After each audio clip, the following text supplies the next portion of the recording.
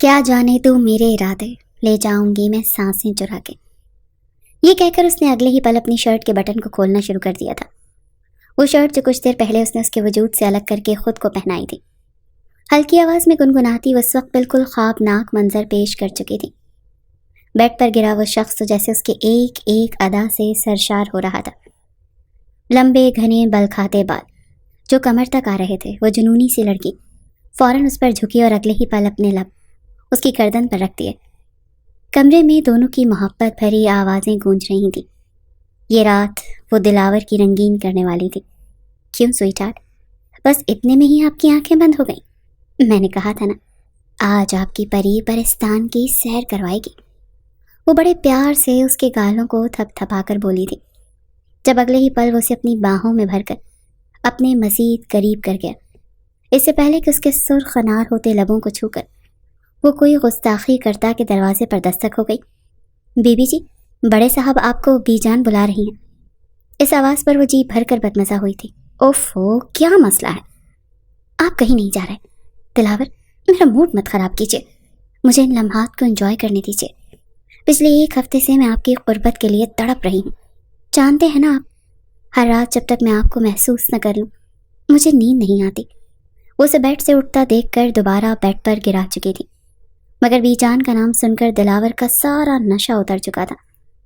جیسے تیسے وہ خود کو چھڑواتا تھا، اسے سمجھا کر باہر آیا تھا، مگر بی جان نے اسے اپنے سامنے دیکھتے ہی جو الفاظ بولے وہ کسی بم کی طرح اس کے سر پر پھٹے تھے۔ یہ الفاظ تھے یہ خنجر جو اس کے دل میں پیوست ہوتے جا رہے تھے۔ وہ دروازے کے باہر کھڑی اس وقت کو پچھتا رہی تھی جب اس نے اندر ہوتی باتوں کو سننے کی کوشش کی تھی۔ آنسو قطار در قطار اس کی آنکھوں سے بہہ رہے تھے، جس پر اندر بیٹھی بی جان نے یہ کہا تھا کہ مرجان، مجھے تمہاری خوشیاں عزیز ہیں، میں نے تمہاری اب تک ہر بات مانی ہے، تم نے مجھے جو کہا میں نے ویسا ہی کیا۔ تم نے خاندان سے باہر شادی کرنے کی بات کی، حالانکہ آج سے پہلے ہماری 7 پشتوں میں برادری سے باہر لڑکی تو دور لڑکے کا نکاح بھی کبھی نہیں کیا جاتا تھا، مگر صرف اور صرف تمہاری خاطر ہم نے ایسا بھی کر لیا۔ مگر اب کیا تم اپنی دادی جان کی یہ بات نہیں مان سکتے؟ کیا میری خوشیاں تمہارے لیے معنی نہیں رکھتی؟ یہ سن کر ان کے سامنے کھڑا ان کا لارڈ لائک لوتا پوتا مٹھیاں بھینچ کر سر جھکا چکا تھا، جس پر اس نے یہ کہا کہ دادی جان، میں آپ کا ہر حکم ماننے کے لیے تیار ہوں۔ جواب میں دادی جان نے اس سے جو کچھ کہا تھا سن کر دروازے کے باہر کھڑی اس لڑکی کی جان لبوں پر آئی تھی۔ وہ وہیں دروازے کے باہر ہی گر چکی تھی۔ اسے تو اپنے شوہر پر بہت مان تھا، یقین تھا کہ اس کا شوہر کبھی بھی اسے دھوکہ نہیں دے گا، اس کے علاوہ کسی عورت کو اپنی زندگی میں شامل کرنے کے بارے میں سوچ بھی نہیں سکتا، مگر ساری خواہشات، ساری حسرتیں ایک لفظ کاش پر آ کر رک چکی تھیں۔ وہ کمرے کے باہر کھڑی مٹھیاں بھینچے رو رہی تھی، جس پر وہ اپنی دادی جان کے حکم پر سر تسلیم خم کرتا کمرے سے باہر نکلا۔ ٹوٹا بکھرا تو وہ بھی تھا، مگر جب کمرے کے باہر فرش پر گری اپنی منچاہی عورت کو ٹوٹا دیکھا تو اس سے برداشت نہ ہوا۔ پھر بھی خود کو مضبوط رکھے ہوئے اس کے پاس ہی گھٹنوں کے بل بیٹھ کر کہنے لگا، تم یہاں کیا کر رہی ہو؟ اٹھو یہاں سے، چلو شاباش، کمرے میں چلو۔ مگر وہ اس کا ہاتھ جھٹک چکی تھی۔ مت کہیں مجھے پری، نہیں ہوں میں آپ کی پری، آپ نے مجھے دھوکہ دیا ہے، آپ نے وعدہ خلافی کی ہے، آپ نے آج میرا ہر مان ہر بھرم توڑ دیا۔ وہ خاموش ہو چکا تھا، اس کے دل و دماغ میں بھی ایک جنگ سی چل رہی تھی۔ وہ خود ہی فرش سے اٹھ کر بھاگتے ہوئے کمرے میں جا کر دروازہ لاک کر چکی تھی۔ 2 آنسو اس کی آنکھ میں بھی آئے تھے، مگر وہ انہیں حلق میں اتار گیا۔ ایک طرف بیوی تھی اور دوسری طرف دادی، جنہوں نے اسے بچپن تک جوان کیا تھا، اس کی ہر ایک ضد کو مانا تھا۔ اب وہ بستر مرگ پر تھی۔ اگر وہ ان کی اس بات کو ٹال دیتا تو شاید زندگی بھر کبھی خود کو معاف نہ کر پاتا۔ کتنی ہی دیر وہ دروازے کے باہر کھڑا رہا، دروازے پر دستک دیتا رہا، مگر اندر سے اسے سسکیاں اور ہچکیوں کی آوازیں آ رہی تھیں۔ وہ رو رو کر خود کو کوس رہی تھی، روتے ہوئے کہہ رہی تھی کہ کیوں نہیں ہوں میں مکمل عورت، آخر کیوں ہیں یہ کمیاں مجھ میں؟ کاش میں بھی باقی عورتوں کی طرح مکمل ہوتی تو آج دادی جان کو کبھی یہ کہنے کا موقع نہ ملتا۔ جس پل دلاور نے اسے قسم دی تب جا کر اس نے دروازہ کھولا تھا۔ رو رو کر اس کا چہرہ آنسوؤں سے بھیگ چکا تھا، بال بکھرے ہوئے تھے، آنکھیں سوجی ہوئی تھیں۔ اپنی پری کو اس حالت میں دیکھ کر دلاور سے برداشت نہ ہوا۔ کمرے میں داخل ہوتے ہی اس نے اسے اپنے سینے میں بھینچ لیا تھا۔ وہ خود کو اس سے دور کرنے کی ناکام کوشش کر رہی تھی، ہچکیاں باندھے رو کر کہہ رہی تھی کہ چھوڑے مجھے، میرا تو اب آپ پر کوئی حق ہی نہیں ہے، میں تو آپ کی کچھ لگتی ہی نہیں، آپ تو آپ کی نئی بیوی آئے گی، اس کی قربت میں رہنا آپ، وہ آپ کو اس خاندان کا وارث دے گی۔ میں تو اس گھر میں فالتو پڑے سامان سے بڑھ کر کوئی حیثیت ہی نہیں رکھوں گی۔ ہاں، عورت تو وہی عزت و تکریم والی ہوتی ہے نا، اس کے درجے بلند ہوتے ہیں جو اولاد پیدا کر کے دیتی ہے، اور میں تو ہوں ہی بانجھ، ہے نا۔ میرے لیے تو یہ ڈوب مرنے کا مقام ہے، مجھے نہ مر ہی جانا چاہیے، کیونکہ میں اپنی موجودگی میں آپ کی زندگی میں کسی اور عورت کا وجود برداشت نہیں کر پاؤں گی۔ دلاور بے بسی کی انتہا پر پہنچ گیا تھا۔ وہ جو سب کچھ کہہ رہی تھی، رو رہی تھی، سسک رہی تھی، مگر دلاور اسے اپنے ساتھ لگا کر اتنا کہہ رہا تھا کہ پاگل مت بنو، ٹھنڈے دماغ سے سوچو، تم میری بیوی ہو، میری محبت ہو، میرا سکون ہو۔ دادی جان نے وارث کی خاطر مجھے یہ سب کچھ کرنے کو کہا ہے۔ جانتی ہو ڈاکٹر نے کیا کہا ہے؟ دادی چند ماہ کی مہمان ہے، صرف چند ماہ۔ ان کا کہنا ہے کہ دادی کو جس قدر ہو سکے خوش رکھیں، کیونکہ یہ 2 ماہ سے زیادہ زندہ نہیں رہنے والی۔ اب بتاؤ میری جان سے پیاری دادی جو چند ماہ میں مجھے چھوڑ کر جانے والی ہیں، کیا میں ان کی یہ خواہش بھی پوری نہ کروں؟ مجھے کوئی اس کا بہتر حل نکالنے دو۔ کیا تمہیں لگتا ہے کہ میں ہنسی خوشی کسی بھی لڑکی سے شادی کر لوں گا اور شادی کے بعد اس کے ساتھ وہ لمحات گزاروں گا؟ بالکل نہیں، میرا ضمیر مجھے گوارا ہی نہیں کرتا۔ جس پل دلاور نے پریسا کو تسلی دی تو وہ چپ ہوئی۔ دلاور جانتا تھا اگر وہ اپنی دادی کی بات مان کر کسی سے نکاح کر بھی لے تو پری جیتے جی مر جائے گی۔ اسے کوئی بیچ کا راستہ نکالنا تھا جس سے دادی بھی خوش ہو جائیں اور پری کا دل بھی نہ ٹوٹے۔ وہ اپنے حصار میں پری کو لیے اسے بار بار اپنے ہونے کا یقین دلا رہا تھا۔ وہ اس کے سینے پر سر رکھے یوں ہی سسکتی ہوئی سو چکی تھی، جبکہ اگلی صبح سے کیا کرنا تھا اس کے بارے میں بھی وہ پلان کر چکا تھا۔ اگلی صبح جیسے ہی وہ اٹھا تو اپنے پلان کے بارے میں پری کو بھی بتا چکا تھا۔ پہلے تو اس کی آنکھیں پھٹی کی پھٹی رہ گئیں، مگر اگلے ہی پل کہنے لگی کہ میں آپ کو اکیلے تو کچھ کرنے نہیں دوں گی، آپ جو بھی کرو گے میں آپ کے ساتھ رہوں گی۔ اس کے بعد وہ سیدھا اپنی دادی کے کمرے میں آیا۔ اس گھر کی ملازمہ جویریہ انہیں نہلانے کے بعد اب ان کے بالوں میں کنگھی کر رہی تھی۔ جیسے ہی دلاور کمرے میں داخل ہوا تو وہ مسکرا کر اسے اپنے سینے سے لگا کر کپکپاتے ہوئے ہاتھوں سے کہنے لگی کہ میرے بچے، کیا سوچا ہے پھر تم نے؟ اپنی دادی کو کب خوشخبری سنا رہے ہو؟ مسکرا کر دلاور نے گہری سانس خارج کی اور پھر دادی کا ہاتھ اپنے لبوں سے لگا کر کہنے لگا کہ دادی جان، میں آپ کی ہر بات ماننے کے لیے تیار ہوں۔ آپ چاہتی ہیں نا کہ میں شادی کر لوں تو ٹھیک ہے، میں دوسری شادی کرنے کے لیے تیار ہوں۔ یہ سن کر جویریہ کی کنگھی کرتے ہاتھ رکے تھے۔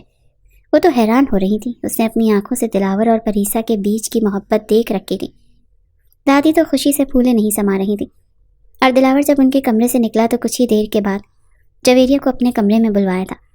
سامنے ہی صوفے پر پری اور دلاور دونوں موجود تھے۔ وہ دونوں کے سامنے یوں کھڑی تھی جیسے کوئی مجرم گھبراتے ہوئے کہنے لگی، صاحب جی خیر تو ہے نا، آپ نے مجھے کیوں بلایا ہے؟ دلاور نے گہری سانس خارج کر کے پہلے پری کو دیکھا اور پھر جویریہ سے کہنے لگا، تم جس محلے میں رہتی ہو وہاں پر کیا کوئی ایسی مناسب رشتے موجود ہیں یا پھر لڑکیاں جنہیں پیسوں کی ضرورت ہو؟ جواب میں جویریہ سوچ میں پڑ چکی تھی، پھر اپنی ٹھوڑی پر انگلی ٹکا کر کہنے لگی، صاحب جی کیا کام ہے مجھے بتائیے، میں کر دیتی ہوں۔ اس وقت تو پیسوں کی ضرورت مجھے سب سے زیادہ ہے۔ اس بات پر جہاں دلاور کو کھانسی آئی تھی وہیں پری تو گھور کر اسے دیکھنے لگی، کہنے لگی، جویریہ ہمیں ایک لڑکی چاہیے، 6 بچوں کی ماں نہیں۔ پری کے طنز پر جویریہ تھوڑی شرمندہ سی ہوئی تھی، پھر کہنے لگی، ہاں صاحب جی ہمارے محلے میں تو ایسی بہت سی لڑکیاں ہیں، ویسے آپ کو کیا کام ہے ان سے؟ جواب میں دلاور نے جو بات جویریہ کو کہی سن کر تو اس کے کانوں سے دھواں نکلا تھا، ساتھ ہی اس نے اپنی جیب سے 5000 کا نوٹ نکال کر جویریہ کے ہاتھ پر رکھا، پھر کہنے لگا، ہمیں ایسی لڑکی چاہیے جو اس گھر میں میری بیوی بن کر آ سکے، مگر صرف زبانی کلامی، نہ مجھ سے نکاح کروں گا نہ ہی کوئی رسم اس گھر میں، وہ میری بیوی کی حیثیت سے رہے گی۔ دلاور لفظوں کو توڑ موڑ کر یہ کہہ تو چکا تھا، مگر جویریہ اگلے ہی پل اپنی چادر اپنے منہ کے آگے رکھ کر کانوں کو ہاتھ لگا کر کہنے لگی، استغفر اللہ صاحب جی، یہ کیسی بے شرموں والی باتیں کر رہے ہیں آپ؟ ایسے تھوڑی نہ ہوتا ہے۔ ارے ہم شریف لوگ ہیں، غریب ضرور ہیں، مگر اپنی عزت کے تماشے نہیں بنوایا کرتے۔ وہ ہاتھ کا اشارہ کرتے ہوئے کہنے لگی، ارے صاحب جی جتنی عزت اور شرم و حیا ہم غریبوں میں ہوتی ہے وہ آپ امیر لوگ کیا جانو۔ ایسے کیسے کوئی بھی جوان مرد پیسوں کی خاطر اپنے گھر کی بہن بیٹی کو آپ کے ساتھ جھوٹ موٹ کی بیوی بنا کر بھیج دے گا؟ بعد میں جب وہ کل کو ماں بن گئی تو آپ کیا مٹکے جیسا پیٹ لے کر واپس گاؤں چلی جائے گی تاکہ لوگ اسے تانے دے دے کر مار دیں؟ جویریہ حد سے زیادہ ہی نہ صرف سوچا بلکہ بول بھی دیا کرتی تھی۔ پری تو اپنا سر پکڑ کر بیٹھ گئی۔ جویریہ کیا کھا کر آتی ہو؟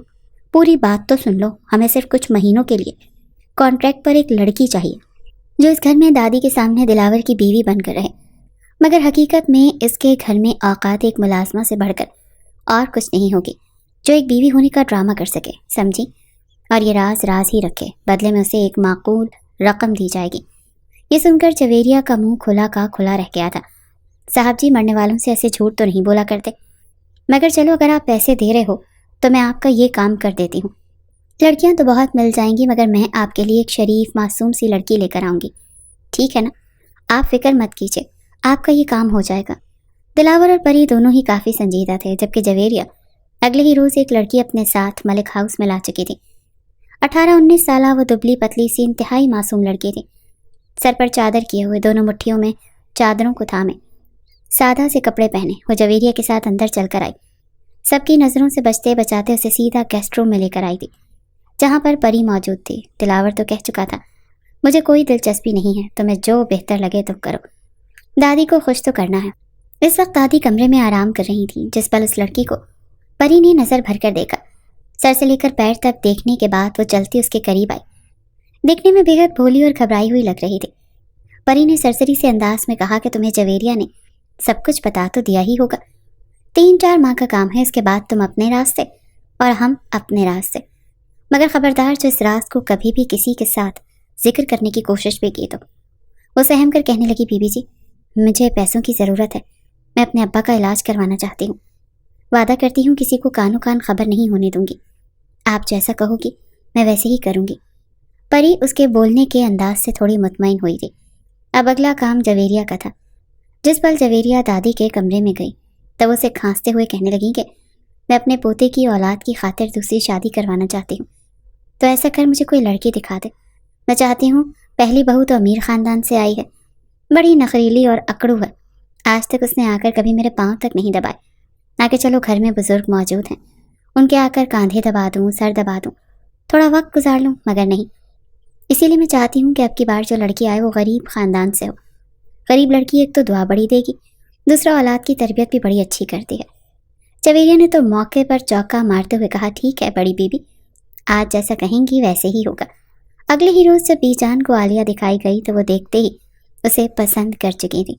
عالیہ کا باپ موذی بیماری سے لڑ رہا تھا، ماں بھی لوگوں کے گھروں میں کام کاج کر کے گزارا کرتی تھی۔ جس پر انہیں پتہ چلا کہ ان کی بیٹی کا رشتہ ایک امیر کبیر خاندان میں ہونے والا ہے تو ان کی خوشی کی تو کوئی انتہا نہیں رہی۔ پلان کے مطابق دلاور نے یہی کہا کہ میں یہ نکاح مسجد میں کرنا چاہتا ہوں۔ دادی کو بھی اس سے کوئی اعتراض نہیں تھا۔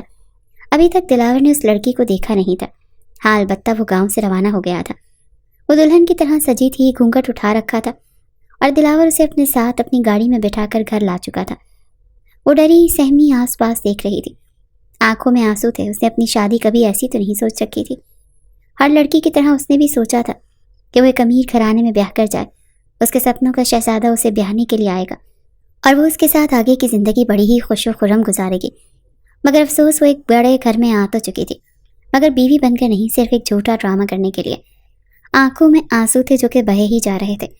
یہ بھی ڈر اس کے دل میں لاحق تھا کہ 4 ماہ بعد جب اس رشتے کو ختم کر کے واپس گاؤں جائے گی تو سب لوگ تو یہی سمجھیں گے کہ اسے طلاق ہو چکی ہے۔ بڑے لوگوں نے اسے طلاق دے کر چھوڑ دیا، پھر آخر اس کے لیے اچھا رشتہ کیوں آئے گا اور کوئی اس سے شادی کیوں کرے گا؟ وہ بھی کھڑی یہی سوچ رہی تھی جب جویریہ اس کے پاس آئی۔ اوہو، اب یہاں کیا بت بنی کھڑی ہو تم؟ اس گھر کی کوئی راج دلاری ہو کیا جو تمہیں بڑی عزت سے بڑے صاحب جی کے کمرے میں لے جایا جائے گا اور وہاں پر لے جا کر دلہن کی طرح بٹھایا جائے گا؟ چپ چاپ میرے ساتھ چلو۔ وہ اسے بازو سے پکڑ کر سیدھا کچن میں لے گئی۔ جیسے اس کا گھونگھٹ اٹھایا تو آنکھوں میں آنسو تھے۔ جویریہ نے اسے روتے دیکھا تو کہنے لگی، ارے رونے والی کیا بات ہے، تجھے تو خوش ہونا چاہیے۔ یہاں میں دن رات ان کی جوتیاں سیدھی کرتی ہوں، ڈانٹ الگ کھاتی ہوں، اس چھوٹی بیوی سے باتیں الگ سننی پڑتی ہیں، پھر بھی مہینے کا 25,000 روپیہ تنخواہ دیتے ہیں یہ لوگ مجھے، اور تم تو 4 مہینوں کا 5 لاکھ روپیہ لے رہی ہو، کیا کم ہے تجھے؟ وہ روتے ہوئے اپنی آنکھوں میں آنسو صاف کر رہی تھی، لیکن کہنے لگی، پتہ نہیں، مجھے ڈر لگ رہا ہے آپا، کہیں کچھ غلط ہو گیا تو مجھے خوف آتا ہے۔ شاید میں پہلی لڑکی ہوں گی جو دلہن تو بنی ہوں، مگر بغیر شادی کے، صرف اور صرف ایک ڈرامہ کرنے کے لیے۔ ابھی وہ وہاں پر بیٹھی ہوئی تھی کہ جب پری وہاں پر اسے روتا ہوا دیکھ کر سر سے لے کر پیر تک اسے دیکھا، کہیں نہ کہیں وہ اس کے حسن سے حسد کرنے لگی تھی۔ بلا شبہ وہ بھی خوبصورت تھی، مگر عالیہ کے حسن کے سامنے وہ کوئی قدر و قیمت رکھتی ہی نہیں تھی۔ وہ اسے چھٹک کر کہنے لگی کہ جاؤ اور جا کر دادی سے مل لو، وہ اپنی جھوٹ موٹ کی بہو سے ملنے کے لیے بےتاب ہیں۔ دادی تو ویل چیئر پر بیٹھی انہی کا انتظار کر رہی تھی۔ جیسے ہی دلاور کو عالیہ کے ساتھ دیکھا تو خوشی سے آنکھوں میں آنسو جھلملانے لگے۔ دونوں کو اپنے پاس بلا کر اپنے سینے سے لگا لیا، دونوں کا ماتھا چومتے ہوئے کہنے لگی، جیو پلو اور بس مجھے میرے پوتے کی شکل دکھا دو، مجھے وارث چاہیے۔ بچے بس تم مجھے وہ خوشیاں دے دو، میں تمہیں کبھی بھی رسوا ہونے نہیں دوں گی۔ دادی ہکلاتے ہوئے اپنے کپکپاتے ہاتھوں سے عالیہ کا چہرہ پکڑ کر کہہ رہی تھی، بار بار دلاور سے کہہ رہی تھی، دیکھ میری پسند کتنی پیاری ہے، یہ لڑکی تو نے تو بلا وجہ ہی اس پری سے شادی کر لی، پری تو وہ کہیں سے بھی نہیں لگتی، چڑیل لگتی ہے چڑیل، تجھے ابھی اس کا اصل چہرہ جو معلوم نہیں ہے، میں جانتی ہوں اسے کتنی بڑی بھیانک ڈائن ہے، پریاں تو اس جیسی ہوتی ہیں، دیکھ پیاری معصوم سی بھولی بھالی سی۔ دادی جان کی اتنی اپنائیت دیکھ کر عالیہ کو کچھ ڈھارس ملی تھی، وہ دل ہی دل میں مسکرا گئی اور پھر کتنی ہی دیر بی جان کے ساتھ بیٹھی رہی۔ دلاور بھی ان کا دل رکھنے کے لیے اسی کے ساتھ بیٹھا مسکراتا رہا، ان کے ہر ایک بات کا جواب دیتا رہا۔ جب دادی نے وہاں پر پری کو بھی بلا لیا، پری کو کسی بھی طرح کا غم نہیں تھا، جانتی تھی کہ یہ صرف ایک جھوٹا ڈرامہ ہے، پھر بھی آنکھوں میں آنسو لیے وہ وہاں پر آئی تھی۔ دادی نے پری کو بھی اپنے پاس بٹھایا اور کہنے لگیں کہ تیرا جو مقام ہے وہ تیرا ہی رہے گا، مگر یہ بات تو مان لے کہ تو بنجر زمین جیسی ہے، تجھ میں زرخیزی لانا ممکن نہیں، تو کبھی بھی مجھے وہ خوشی نہیں دے سکتی جو عالیہ دے گی، اسی لیے اس کے ساتھ غلط رویہ مت رکھنا، مجھے یہ تجھ سے زیادہ عزیز ہے کیونکہ میرا پوتا میری پسند سے اسے یہاں پر لایا ہے۔ دادی کی ساری بات وہ ماتھے پر بل ڈالے سنجیدگی کے ساتھ سنتی رہی اور پھر وہاں سے اٹھ کر چلی گئی، منہ میں بڑبڑانے لگیں کہ بڑی آئی، پتہ نہیں کب جان چھوٹے گی بڑھیا سے۔ اتنا کہہ کر وہ کمرے سے باہر جا چکی تھی، جبکہ دادی دونوں کو دعائیں دے رہی تھی۔ جس پر عالیہ ان کے قریب سے اٹھی تو انہوں نے دلاور کو پاس بلایا تھا۔ دلاور جھجکتے ہوئے دادی کے پاس آیا تو دادی نے دلاور کا ہاتھ پکڑ کر عالیہ کے ہاتھ میں دے دیا۔ ایک پل کو عالیہ کا وجود کانپ چکا تھا، جبکہ دلاور بالکل سنجیدہ ہو گیا۔ اس نے بڑی سختی سے اس کا ہاتھ بھینچا تھا اور کمرے سے باہر آتے ہی چھوڑ دیا۔ اس قدر جھٹکے سے ہاتھ چھوڑا کہ عالیہ کانپ سی گئی تھی۔ عمر میں وہ دلاور سے 10 سال چھوٹی تھی۔ کمرے سے باہر آنے کے بعد پری نے جویریہ کو آواز دی، کہنے لگی کہ لے جاؤ اسے اپنے ساتھ، آج کے بعد یہ تمہارے ہی کوارٹر میں رہے گی۔ جویریہ عالیہ کو اپنے ساتھ کوارٹر میں لے جانے لگی تو دلاور نے اسے روکا تھا، رکو، عالیہ کوارٹر میں نہیں سوئے گی۔ یہ سن کر پری جس کا ہاتھ پکڑ کر کھڑی تھی اس کے ماتھے پر بل پڑے تھے۔ دلاور نے ایک نظر پری کو دیکھا اور پھر عالیہ کو دیکھنے کے بعد کہنے لگا، یہ اس گھر کی ملازمہ نہیں ہے، اسے خاص کام کے لیے یہاں پر بلایا گیا ہے، اگر دادی کو پتہ چل گیا، دادی نے اس کو کوارٹر سے نکلتے ہوئے دیکھ لیا تو پھر مسئلہ ہو سکتا ہے، اسے یہیں میرے کمرے کے ساتھ موجود خالی کمرے میں رکھنا چاہیے۔ پری نے پہلے تو ماتھے پر بل ڈالے، پھر کہنے لگی، ٹھیک ہے، مگر یہ مجھے اپنے کمرے سے بلا ضرورت نکلتی ہوئی دکھائی نہ دے۔ وہ چپ چاپ دلاور کے کمرے کے سامنے والے کمرے میں جا چکی تھی۔ جویریہ اس سے کہنے لگی کہ تمہاری تو قسمت کھل گئی، ان کمروں میں تو مجھے بیٹھنے کی بھی اجازت نہیں ہے، ورنہ یہ بڑے لوگ بڑا ہی برا سا منہ بناتے ہیں، مگر تم دیکھو، چلو اب سے تم اے سی کی ٹھنڈی ٹھنڈی ہوا میں سوگی، تمہارے تو مزے ہیں۔ ایک پل کو اس بڑے سے کمرے کو دیکھ عالیہ تھوڑی سی مسکرائی، پھر جا کر بیڈ پر بیٹھ گئی۔ جویریہ وہاں سے جا چکی تھی، تھک تو وہ بھی بہت چکی تھی۔ جیسے اس نے آنکھیں بند کی تو ایک دم سے نظروں کے سامنے دلاور کا چہرہ آ گیا، اس کے دل کی دھڑکن ایک دم سے تیز ہوئی تھی۔ بے شک بڑے خوبصورت ہیں، مگر مجھے ایسا نہیں سوچنا چاہیے، ملازمت کرتی ہوں۔ دوبارہ آنکھیں بند کر چکی تھی، مگر اسے بار بار آنکھوں کے سامنے وہی پل لہرا رہا تھا جب دلاور نے اس کا ہاتھ پکڑا تھا۔ بھلے ہی اس کا نکاح دلاور سے نہیں ہوا تھا، مگر اس کے باوجود اس کے دل میں دلاور کو لے کر ایک خاص جگہ بننے لگی۔ اگلی صبح جب وہ اٹھی تو جویریہ دستک دے رہی تھی، کہنے لگی، جلدی اٹھو، بڑی بھی تم سے ملنا چاہتی ہیں، جلدی آؤ۔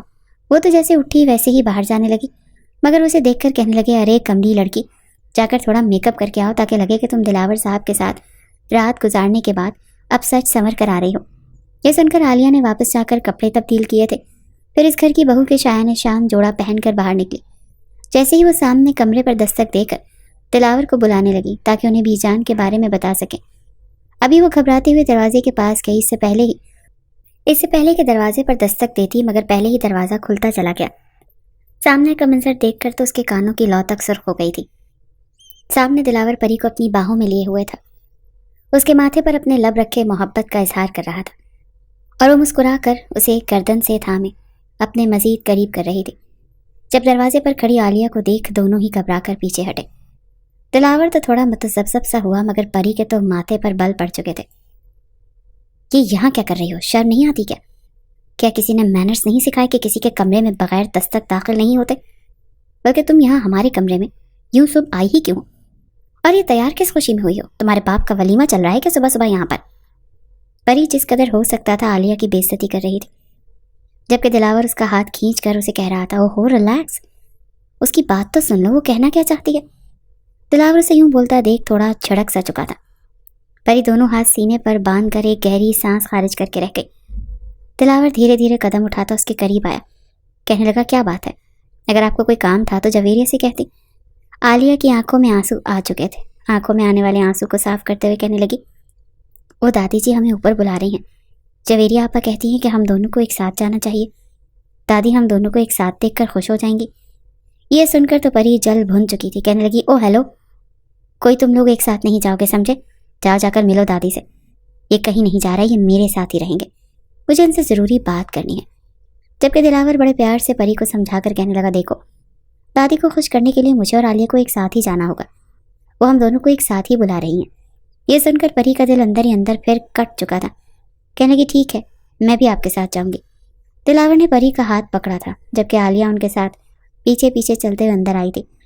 دادی نے اپنے پوتے کو دونوں بیویوں کے ساتھ دیکھا تو مسکرا گئی۔ انہوں نے سب سے پہلے اپنے پوتے کو پھر عالیہ کو اپنے سینے سے لگا لیا، جبکہ نہ پری ان کے قریب گئی اور نہ ہی انہوں نے اسے بلانے کی زحمت کی تھی۔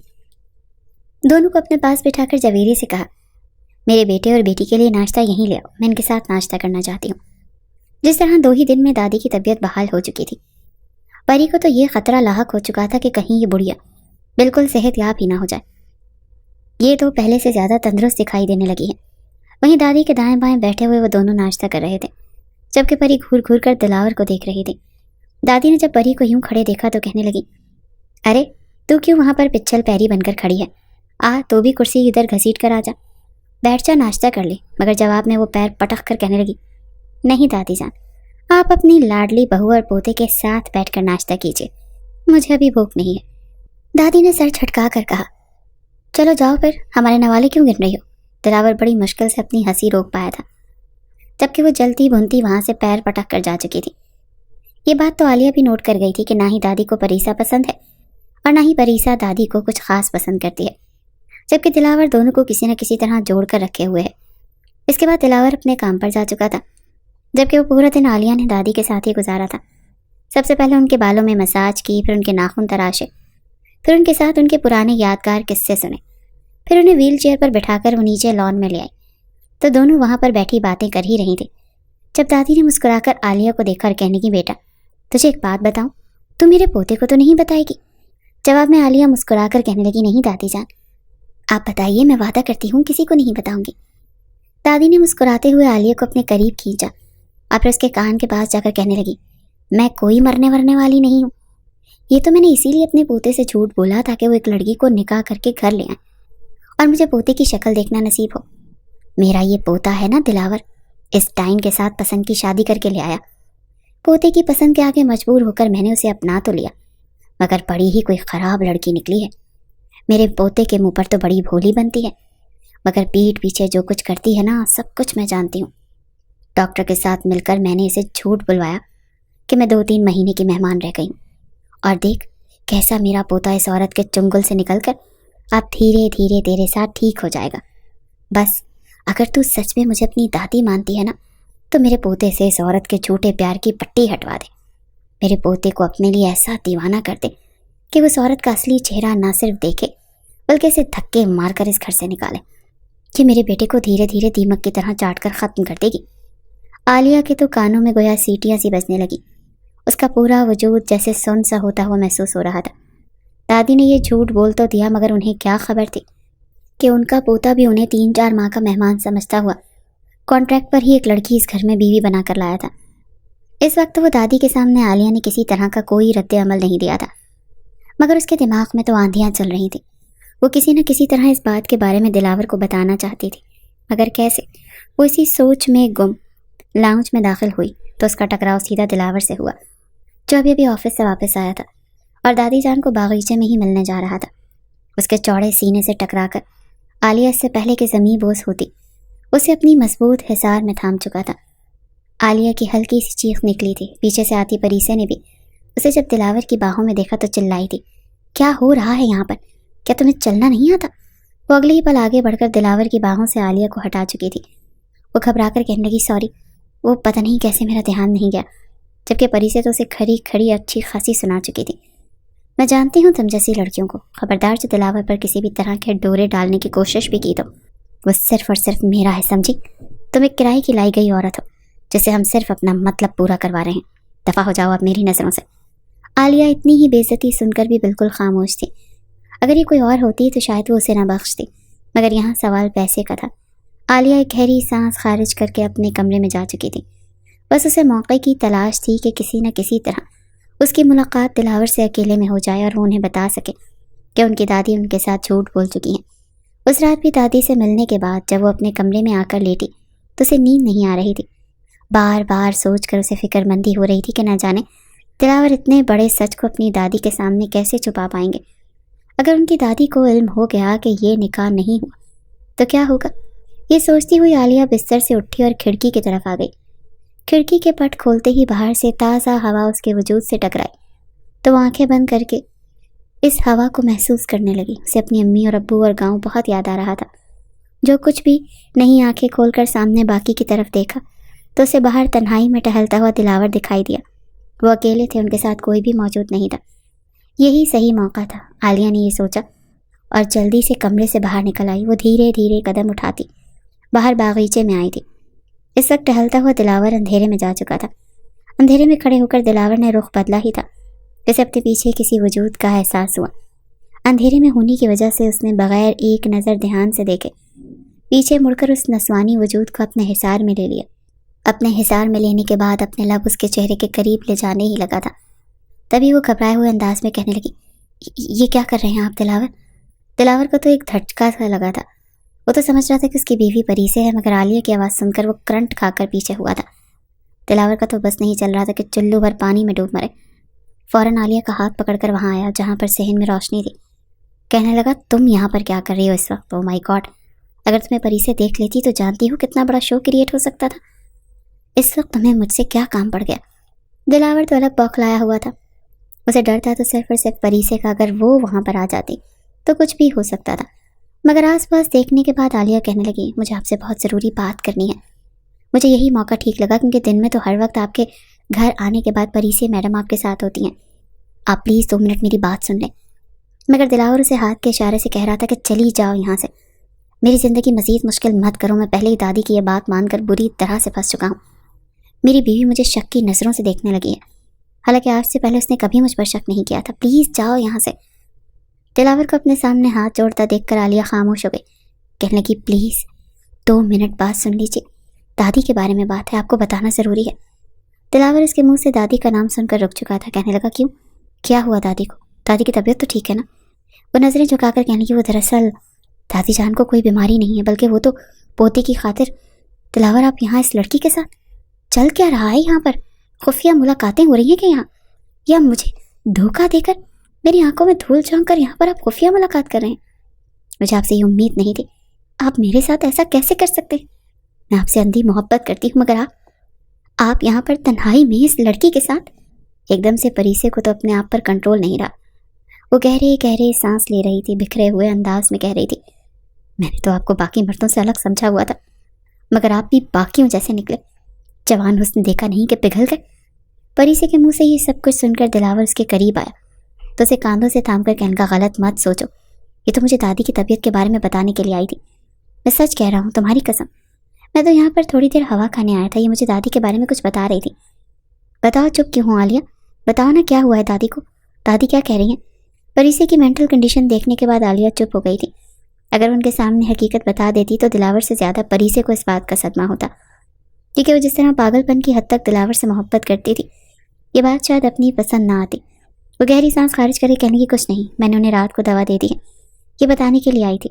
اتنا کہہ کر عالیہ چپ چاپ کمرے میں جا چکی تھی، جبکہ دلاور اس کو کہیں نہ کہیں یہ شک ہو چکا تھا کہ دال میں کچھ کالا ضرور ہے۔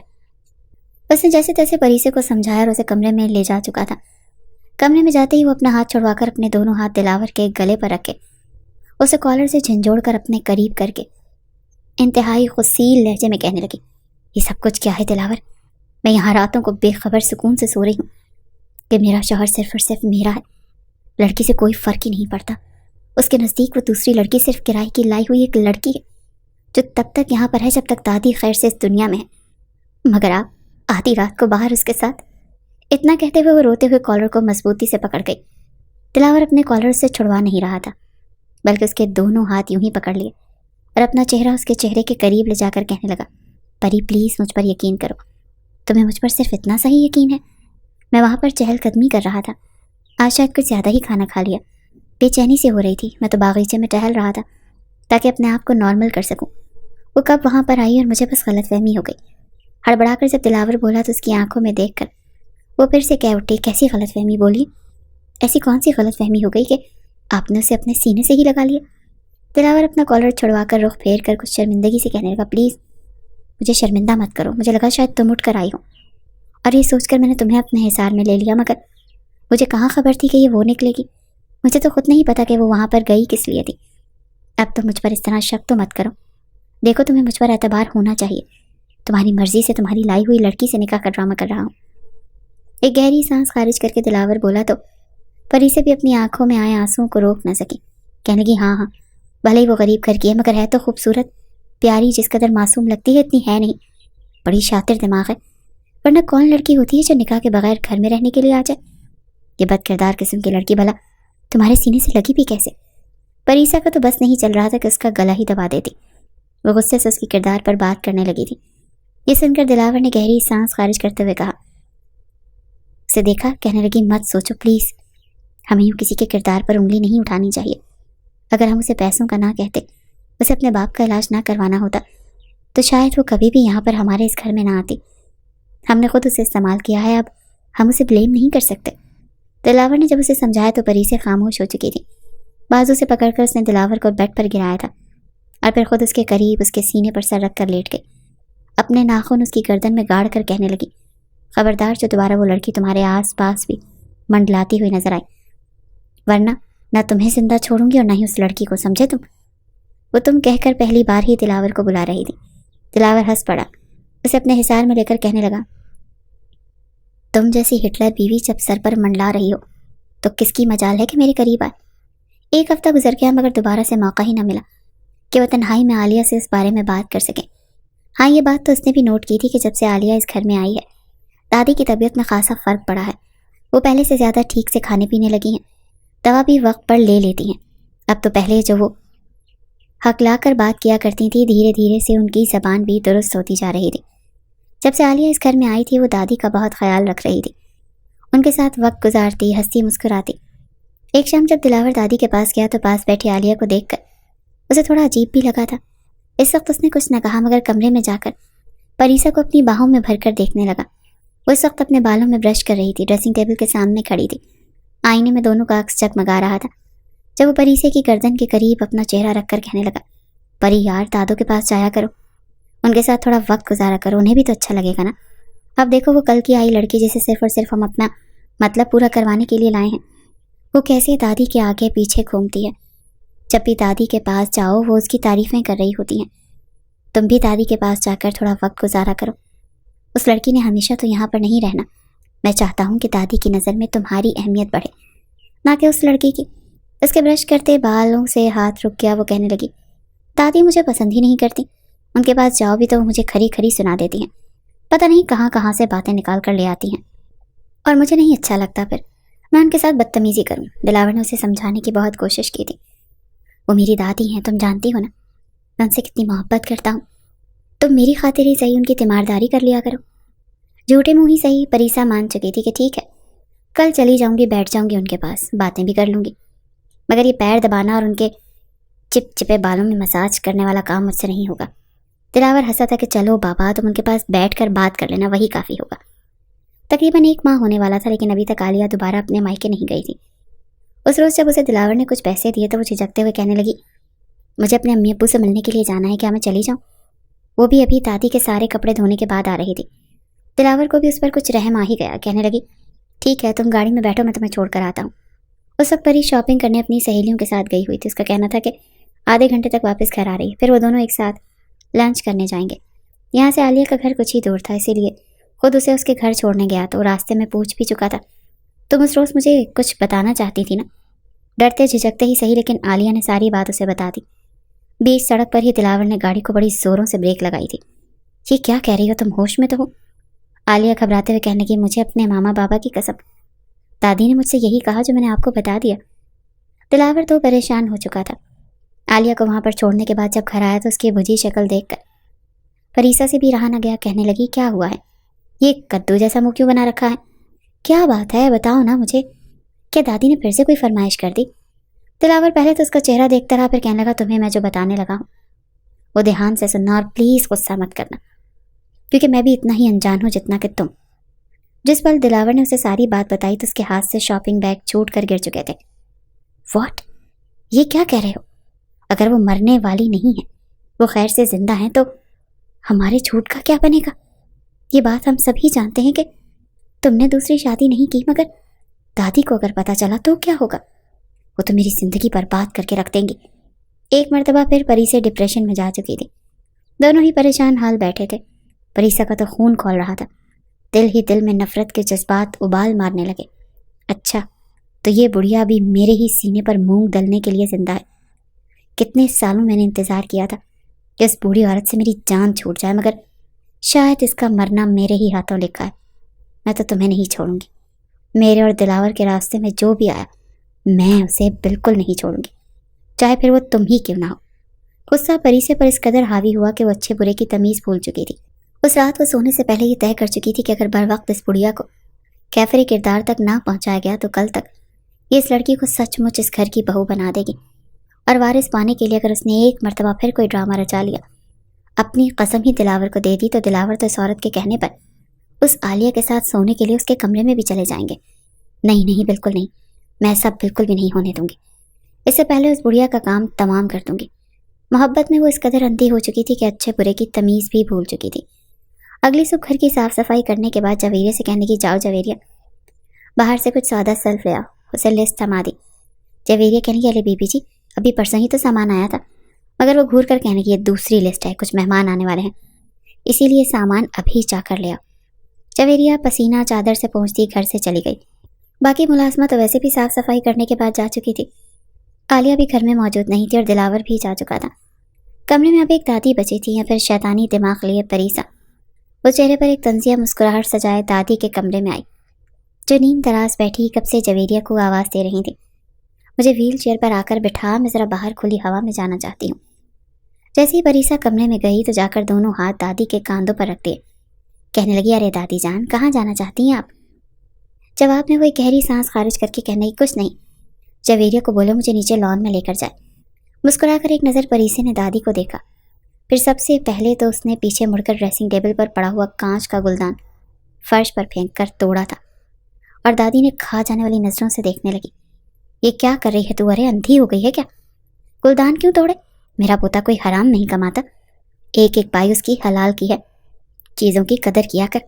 جواب میں وہ طنزیہ ہنس کر کہنے لگی، ارے دادی جان، مجھے آپ کے پوتے کی بھی قدر ہے اور اس کے پیسوں کی بھی، مگر ہمارے بیچ آ کر جب کوئی کام خراب کرنے کی کوشش کرتا ہے نا، تو مجھے اس پر بڑا ہی غصہ آتا ہے۔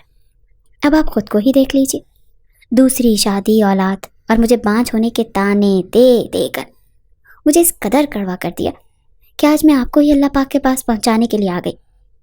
دادی نے پلٹ کر اسے دیکھا تھا، مگر تب تک پری سے دادی کو اٹھا کر کھڑا کر چکی تھی۔ بجائے ویل چیئر پر بٹھانے کے اس نے دادی کو زور سے فرش پر دے مارا۔ کانچ کا گلدان ٹوٹا پڑا تھا۔ دادی توازن برقرار نہ رکھنے کی وجہ سے چلا کر سیدھا فرش پر جا گری۔ کانچ کے ٹکڑے ان کے وجود میں پیوست ہو چکے تھے، ایک ٹکڑا ان کی شہرگ میں بے بس ہو چکا تھا۔ 1 منٹ تک وہ تڑپتی رہی، خون پورے فرش پر پھیل گیا، اور وہ دونوں ہاتھ جھاڑتی نفرت سے چلا کر کہنے لگی، تو جیسی بوڑھیوں کے ساتھ ایسے ہی ہونا چاہیے، جو بلا وجہ زندگی میں ٹانگ اڑاتی ہیں۔ بڑا شوق تھا نا مرنے کا، جا اب مزہ چکھ موت کا۔